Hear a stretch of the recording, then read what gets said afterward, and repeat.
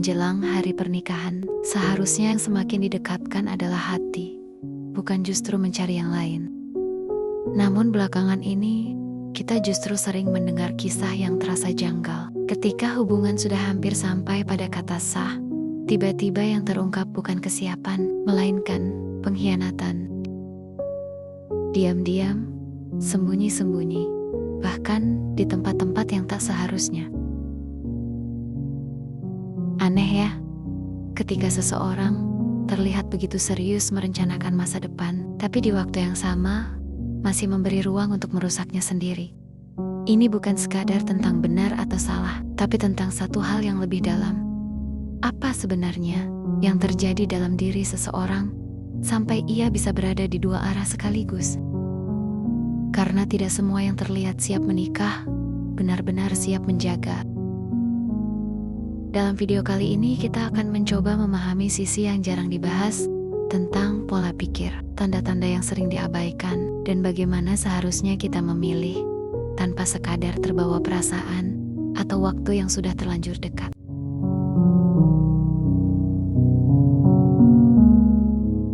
Fenomena yang terjadi dan realita yang menyakitkan. Belakangan ini fenomena seperti ini bukan lagi cerita yang jauh dari kita. Ia semakin sering terdengar, bahkan mungkin terjadi di sekitar kita. Diam-diam, tapi nyata.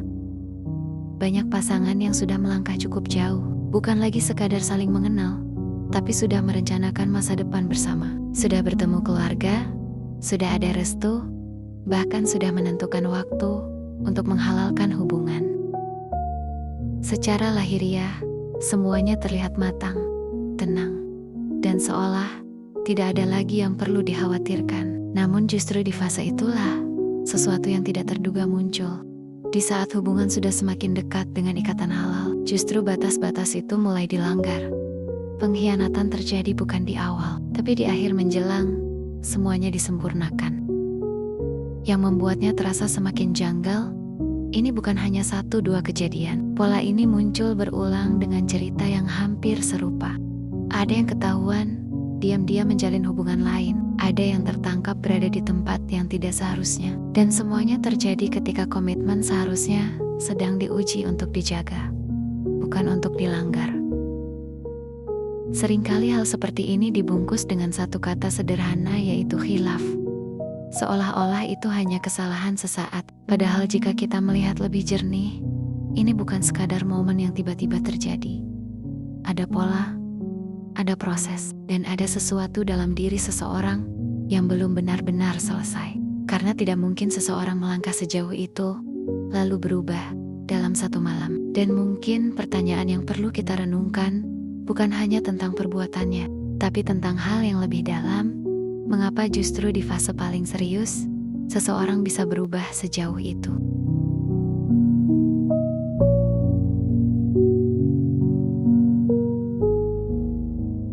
Pertanyaan berikutnya adalah, apa yang terjadi di dalam diri mereka?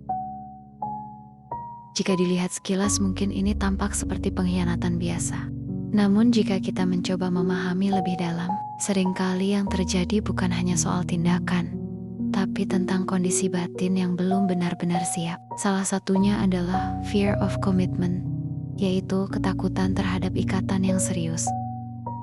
Di awal hubungan semuanya terasa ringan, tidak ada beban besar, tidak ada tanggung jawab penuh. Namun ketika pernikahan sudah di depan mata, realita mulai terasa lebih nyata dan tidak semua orang siap menghadapinya. Alih-alih mengakui ketakutannya, sebagian orang justru melarikan diri dengan cara yang salah. Bukan pergi dengan jujur, tapi menciptakan jarak melalui pengkhianatan. Ada juga yang tanpa sadar melakukan self-sabotage, yaitu merusak kebahagiaannya sendiri. Ketika sesuatu terasa terlalu baik, terlalu serius, muncul dorongan untuk menghancurkannya. Bukan karena tidak ingin bahagia, tapi karena merasa tidak siap menjalaninya. Di sisi lain ada kebutuhan akan validasi, merasa ingin terus diperhatikan, diinginkan, bahkan oleh orang lain, di luar hubungan yang sudah ada. Hal ini seringkali muncul pada mereka yang belum benar-benar utuh dengan dirinya sendiri, dan yang paling sering luput disadari. adalah ketidakmatangan emosi. Secara usia mungkin sudah siap menikah, tapi secara mental belum siap menjaga komitmen. Karena pada akhirnya, kesetiaan bukan hanya tentang rasa cinta. Ia membutuhkan kontrol diri, kesadaran, dan tanggung jawab yang tidak semua orang siap memikulnya. Maka mungkin ini bukan semata tentang kurangnya cinta, tapi tentang satu hal yang lebih jujur untuk diakui. Bukan karena tidak mencintai, melainkan belum siap menjadi seseorang yang benar-benar setia.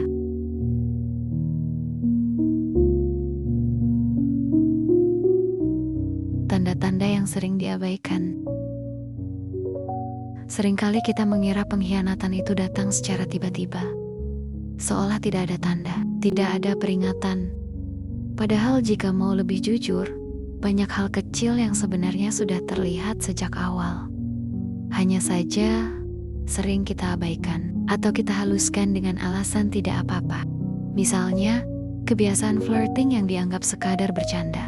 Cara dia berbicara dengan lawan jenis yang terlalu cair, terlalu dekat, tapi ditutupi dengan kalimat ringan. Aku emang orangnya friendly. Padahal batasan itu pelan-pelan mulai kabur. Lalu sikap yang tidak konsisten. Hari ini terasa sangat hangat, begitu meyakinkan. Tapi di waktu lain bisa tiba-tiba dingin, menjauh, tanpa penjelasan yang jelas. Dan anehnya, kita justru berusaha memaklumi, bukan mempertanyakan. Ada juga kebutuhan akan perhatian yang berlebihan, seolah satu orang tidak pernah cukup. Selalu butuh respon, pengakuan, bahkan dari orang lain di luar hubungan yang sudah ada. Hal lain yang sering luput adalah bagaimana dia menjaga batasan, bukan saat bersama kita, tapi saat kita tidak melihat. Apakah dia tetap menjaga sikapnya, atau justru longgar ketika merasa tidak diawasi? Dan yang paling halus adalah kecenderungan menghindar saat diajak bicara serius. Setiap pembicaraan tentang masa depan terasa digeser, ditunda, atau dibungkus dengan candaan, seolah semuanya baik-baik saja, tanpa benar-benar pernah dibahas dengan jujur. Masalahnya semua ini jarang dianggap sebagai tanda bahaya, karena tidak ada kesalahan besar yang terlihat. Namun justru disitulah letaknya. Hal-hal kecil yang terus diabaikan, perlahan membentuk pola yang lebih besar.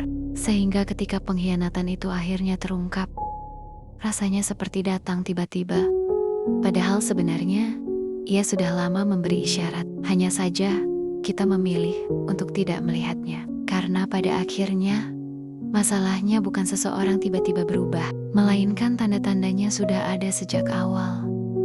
Tapi sering kita abaikan.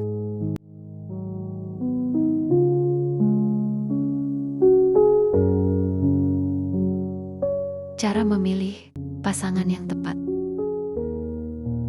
Setelah memahami fenomena dan tanda-tandanya, satu hal yang perlu disadari, memilih pasangan bukan hanya tentang siapa yang membuat kita nyaman hari ini, tapi siapa yang mampu menjaga komitmen di masa depan. Karena tidak semua yang terlihat manis benar-benar serius, dan tidak semua yang terlihat tenang benar-benar kuat dalam menjaga diri. Maka yang perlu diperhatikan pertama kali bukan hanya kata-katanya, tapi kejelasan komitmennya. Apakah ia berbicara tentang masa depan dengan arah yang jelas, atau hanya sekadar memberi harapan tanpa kepastian? Seseorang yang benar ingin menikah biasanya tidak akan membiarkan hubungan berjalan tanpa arah. Ia tahu kemana ia melangkah dan bagaimana cara menjaganya. Selanjutnya, lihat bagaimana ia menjaga dirinya saat belum halal, karena disitulah ujian sebenarnya. Jika sebelum menikah saja, batasan sudah sering dilanggar, maka jangan berharap setelah menikah semuanya tiba-tiba berubah menjadi lebih baik. Perhatikan juga cara dia memperlakukan orang lain. Bukan hanya kepada kita saat suasana baik, tapi kepada orang-orang di sekitarnya.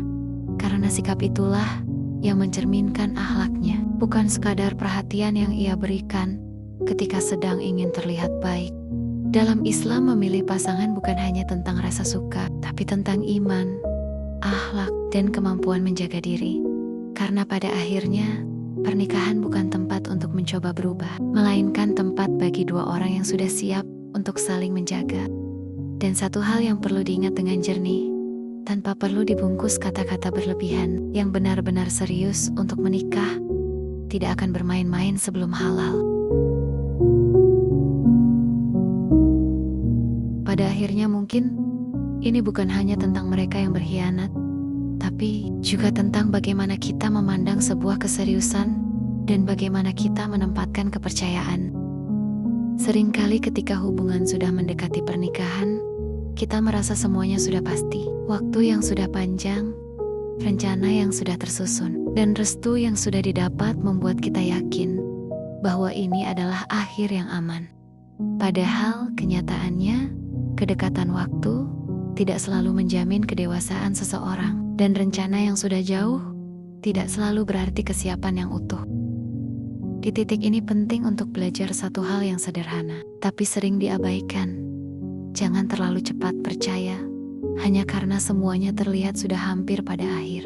Karena lebih baik menghadapi kenyataan yang menyakitkan sekarang, daripada menutup mata, lalu harus menanggung luka yang jauh lebih dalam setelah pernikahan.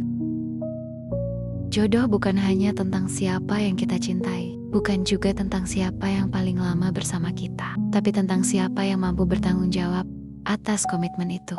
Siapa yang mampu menjaga bukan hanya saat semuanya mudah, tapi juga saat ada kesempatan untuk menyimpang. Dan mungkin di balik semua kejadian ini, ada satu pengingat yang perlu kita pegang dengan tenang. Menunggu yang benar-benar siap akan selalu lebih baik daripada memaksakan yang sebenarnya belum siap. Dan jika kamu pernah melihat, merasakan, atau bahkan mengalami hal seperti ini, menurutmu di mana letak kesalahan yang paling sering terjadi? Di pilihan atau di prosesnya? Atau justru di cara kita memahami seseorang? Tulis pendapatmu di kolom komentar. Kadang dari sudut pandang yang berbeda, kita bisa melihat sesuatu dengan lebih jernih.